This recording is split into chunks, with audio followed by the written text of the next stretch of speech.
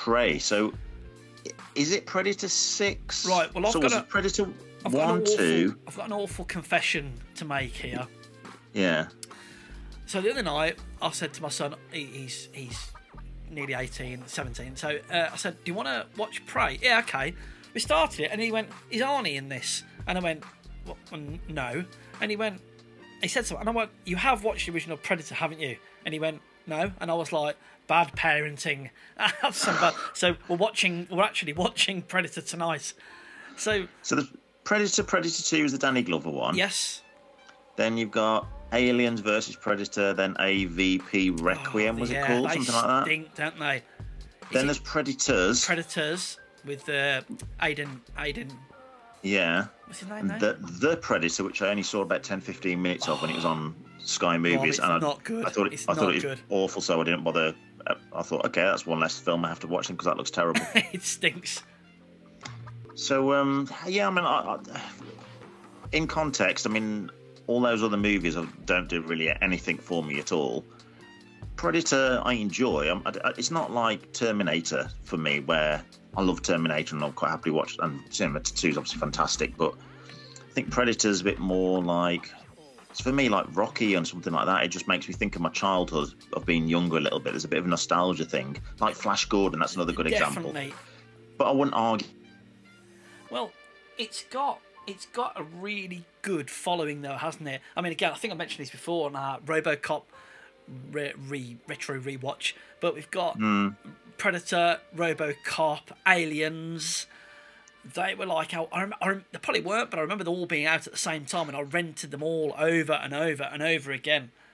Yeah, it's all very, very, very macho, wasn't it? I mean, when they're just posing with their muscles. Really it's actually quite, isn't it? It's quite funny to watch now, actually. It's hard to take it seriously. I don't know if we took it serious at the time. In fact, I do remember the cardboard standee in the local video rental shop just before Predator came out, and me being super psyched about it. Like, oh my God, I can't wait for that to come out. It's Arnie. Again, it's Arnie at his best. It's that peak Arnie, isn't it? With it's all muscles and it's all shooting. It's, like you say, it's the manliest of manly macho...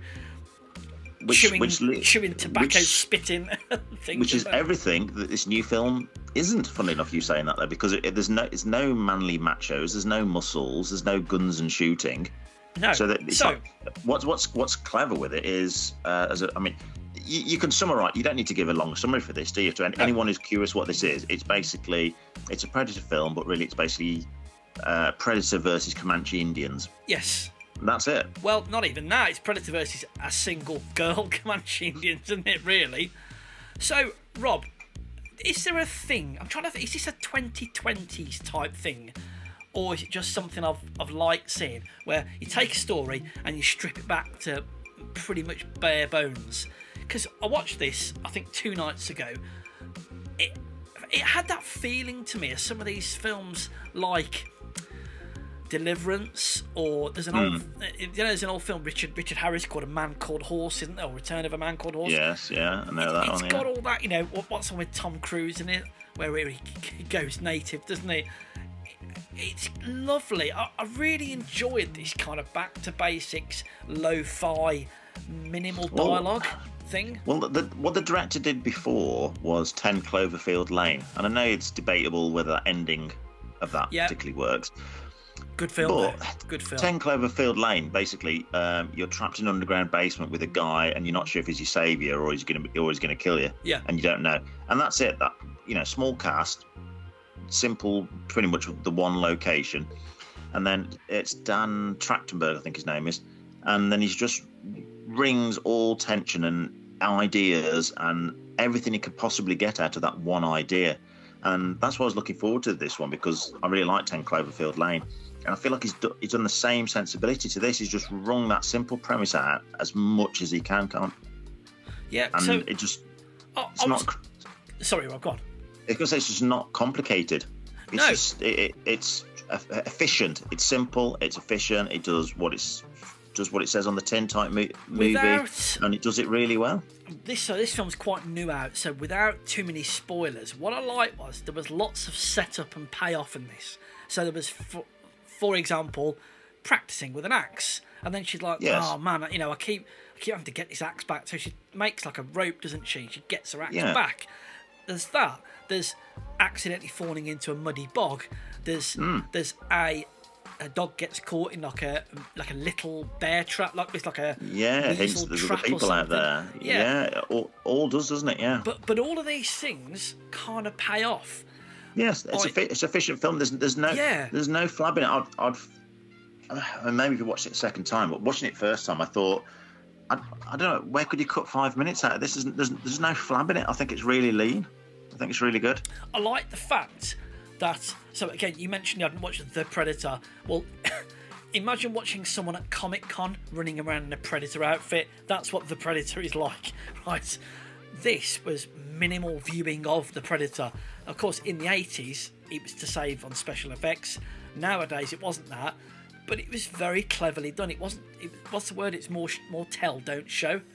Obviously, as a film goes on, you see more and more of the Predator. They've given him a design change as well, haven't they? So I don't know if this is because this is I forgot what year this was set in, but obviously this is meant to be, isn't it? So it's meant to be a couple of 100 years before the Arnie film, and so the Predator looks 200. I mean, people don't look different 200 years earlier, so I'm not sure why the Predator looks different. His face definitely looks different. But to me, I don't know what the mythology on the Predator species. I don't even know what they're meant to be. Have they got a proper name? But they have. I saw on a YouTube video the other day. Heavy but then spoilers. I suppose when I was looking at the Predator and thinking, oh, his face is a bit different. But then, depending on which human you visited, and then you came back 200 years time, humans' faces would look different, wouldn't they? If you bumped into a black man and then saw a white woman, you just think, oh, this is different. What's going on here? Exactly. So maybe it's just that, but some of it, there's the helmet and stuff. Some of his tech's similar, but instead of lasers, it shoots some sort of dart thing. So he's got tech that's similar. I like the way he seems to struggle, and he's a bit cowardly because I think they're meant to be these hunters for sport, but then how soon they start relying on ridiculous tech. And I can't remember which film it's in, whether it is Predator 2, whether it's one of those, but am I right in saying some of them used the Earth as a young predator's proving ground? I don't know if that was a comic I read it in or somewhere. Yeah, I think I've read that as a mythology thing, and I'm not sure either. Oh yeah, I was going to say something then, but it's a bit spoilery for the end. But there was a little.